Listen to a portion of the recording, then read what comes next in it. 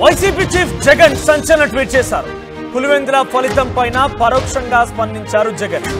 అధర్మం ఎంత బలంగా ఉన్నా అది తాత్కాలికమే, ధర్మం ఎంత నెమ్మదిగా ముందుకెళ్లినా అది శాశ్వతం అంటూ ట్వీట్ చేశారు. శ్రీకృష్ణుని జీవితం దీనికి నిదర్శనం అంటూ కూడా ట్వీట్ చేశారు జగన్. మనం ట్వీట్ చూస్తున్నాం. అధర్మం ఎంత బలంగా ఉన్నా అది తాత్కాలిక, ధర్మం ఎంత నెమ్మదిగా ముందుకెళ్లినా అది శాశ్వతం. శ్రీకృష్ణుని జీవితం దీనికి నిదర్శనం. ఈ కృష్ణాష్టమి మీకు శాంతిని, ప్రేమను, విజయాన్ని తీసుకురావాలని మనస్ఫూర్తిగా కోరుకుంటున్నానని చెప్పి ఆయన ట్వీట్ చేశారు. పులివెందుల జెడ్పీటీసీ ఉప ఎన్నికల ఫలితాల తర్వాత ఆయన ఫస్ట్ టైం ఒక ఇండైరెక్ట్ ట్వీట్గా దీన్ని మనం చూడాలి. సో అధర్మం ఎంత బలంగా ఉన్నది తాత్కాలికం అనేటువంటి ట్వీట్ని చేశారు. గతంలో కూడా ఆయన రపా రపా గంగమ్మ జాతర అంటూ మాట్లాడుకొచ్చారు. అంతకంటే మునుపు 2019 ఎన్నికల కంటే ముందు ఆయన మీరు కొట్టారు, మేము తీసుకున్నాం, ఆ తర్వాత రేపు రోజున బలంగా మేము కొడతాం, సిద్ధంగా ఉండండి అంటూ కూడా మాట్లాడుకొచ్చారు. అంటే ఆయన మాట్లాడే మాటలు డైరెక్ట్గా స్ట్రైట్ ఫార్వర్డ్ వార్నింగ్ లానే ఉంటూ ఉంటాయి. సో ఇప్పుడు కూడా దాదాపుగా అదే స్థాయిలో అధర్మం ఎంత బలంగా ఉన్నా అది తాత్కాలికం, ధర్మం ఎంత నెమ్మదిగా ముందుకెళ్ళినా అది శాశ్వతం అంటూ ట్వీట్ చేయడం కొంత సంచలనం రేపింది. పులివెందుల జెడ్పీటీసీ ఉప ఎన్నికల ఫలితాలు వైసీపీకి చాలా ఘోర పరాజయాన్ని మిగిల్చాయి. డిపాజిట్ కూడా దక్కలేదు ఒక సిచ్యువేషన్కి వైసీపీ వెళ్ళిపోయింది. చాలా క్లియర్గా ఆ ఫలితాలు కనబడ్డాయి.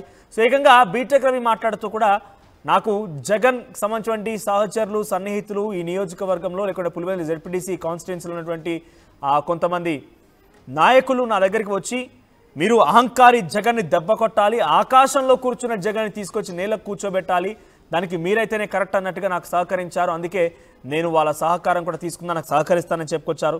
ఇంకా చాలా సీరియస్గా మాట్లాడుకొచ్చారు. నిజంగా ఈ మాటలు కనుక జగన్ వింటే జగన్ ఏమైపోతాడో ఏమో అంటూ కూడా బీటెక్ రవి మాట్లాడుకొచ్చాడు. ఏమైనా ప్రస్తుతానికి జగన్కి ఘోర పరాజయం తర్వాత ఇప్పుడు ఈ ట్వీట్ సంచలనం రేపుతోంది.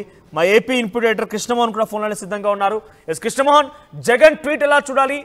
అధర్మం, ధర్మం, తాత్కాలికం, శాశ్వతమైనటువంటి పదాలతో ఒక చిన్న సూక్తిని ఆయన ఇందులో పొందుపరిచారు. సో ఎప్పటికైనా అది శాశ్వతం కాదు, ధర్మం ఎంత నెమ్మదిగా ముందుకెళ్ళినది శాశ్వతం అని చెప్పి ఆయన చెప్తూ ఉన్నారు. సో ఈ రకంగా ఎలా చూడాలి? ఆయన ట్వీట్ అర్థం ఏంటి? బేసిక్ గా ఈరోజు కృష్ణాష్టమి సందర్భంగానే జగన్ ఒక అసలమైన ట్వీట్ చేశారు అనేది చెప్పాలి. అధర్మం ఎంత బలంగా ఉన్నా అది తాత్కాలికం, ధర్మం ఎంత నెమ్మదిగా ముందుకు వెళ్ళినా అది శాశ్వతం అనేది ఆయన శ్రీకృష్ణుడి సారాంశం, భగవద్గీతలో శ్రీకృష్ణుడు చెప్పిన సారాంశాన్ని, శ్రీకృష్ణుడి జీవితం కూడా దీనికి నిదర్శనమే అంటూ జగన్ పోస్ట్ చేశారు. అయితే ఇక్కడ నిన్న మొన్న జరిగిన పులివెందుల ఎన్నికలు కావచ్చు, ఒంటిమిట్ట ఎన్నికల సందర్భంగా జరిగిన ఇష్యూస్ సందర్భంగానే జగన్ ఆ ధర్మం అంటే పులివెందుల్లో ఫలితం ఏ విధంగా ఏర్పడిందో దాని మీదనే పరోక్షంగా ఆయన స్పందించిన తీరును బట్టి అర్థమవుతుందని కొంత ఆ యాంగిల్లో కానీ మనం ఆలోచిస్తే పులివెందుల రిజల్ట్స్ మీద ఆయన ఇదిగా అంటే అధర్మం ఎంతో బలంగా ఉన్నా అది తాత్కాలికమే, ధర్మం ఎంత నెమ్మదిగా ముందుకు వెళ్ళినా అది శాశ్వతంగా ఉంటుంది అనేది ఆయన చేసిన వ్యాఖ్యలు. అంటే కొంత దీని మీద వైసీపీ క్యాడర్ కూడా కొంత చర్చించుకుంటుంది. పులివెందులకు సంబంధించిన వ్యవహారంలో అక్కడ జరిగిన ఓటర్లకు సంబంధించిన వ్యవహారం కావచ్చు, లేకపోతే పోలింగ్ సంబంధించిన జరిగిన వీళ్ళంతా బైకాట్ చేయడం కావచ్చు, ఓటర్లు ఎవరు పాల్గొనకుండా చేయడం, అటువంటి అంశాలు, దీనికి సంబంధించిన అంశాలన్నింటి మీద కూడా ఆయన కొంత అధర్మం స్థాయిలోనే మాట్లాడుతూ అది క్లియర్ గా చెప్పినట్టుగా అయితే కొంత అర్థమవుతుంది. పులివెందుల ఫలితంపై పరోక్షంగా జగన్ స్పందించినట్టుగానే కొంత అర్థమవుతుంది. మనోజ్, ఇక్కడ అధర్మం ఎంత బలంగా ఉన్నా అది తాత్కాలికంగానే ఉంటుంది, ధర్మం ఎంత నెమ్మదిగా ముందుకు వెళ్ళినా అది శాశ్వతంగానే ఉంటుంది అనేది జగన్ చాలా క్లియర్ గా చెప్పిన పరిస్థితి. ఇది మామూలుగా గీతా సారాంశంలో కూడా ఏవైతే కొన్ని భగవద్గీతలో గీతా సారాంశంలో ఏ విధంగా ఉంటుందో శ్రీకృష్ణుడి జీవితం కూడా ఇది మనకి ఆదర్శమే అని చెప్పి ఆయన ట్వీట్ చేస్తున్న పరిస్థితిలో కొంత పొలిటికల్ టచ్ కూడా ఇచ్చినట్టుగానే మనం దీన్ని అర్థం చేసుకోవాలి. మనం బట్ అంటే ఇది ఆయన రకంగా ఈ సూక్తిని చెప్పారనుకోవాలి, లేకపోతే వార్నింగ్ ఇచ్చారనుకోవాలి, ఈ ట్వీట్ అర్థం ఎలా అర్థం చేసుకోవాలి? అంటే పొలిటికల్ సినారియోలో జనరల్గా రాజకీయ నాయకులు చేసేటువంటి వాటికి అర్థాలు, పరమార్థాలు కొంత ఎక్కువగానే ఉంటాయి. సో ఇప్పుడు జగన్ ట్వీట్ని టీడీపీకి వార్నింగ్ అనుకోవాలా, ఎలా చూడాలి మనం దీన్ని?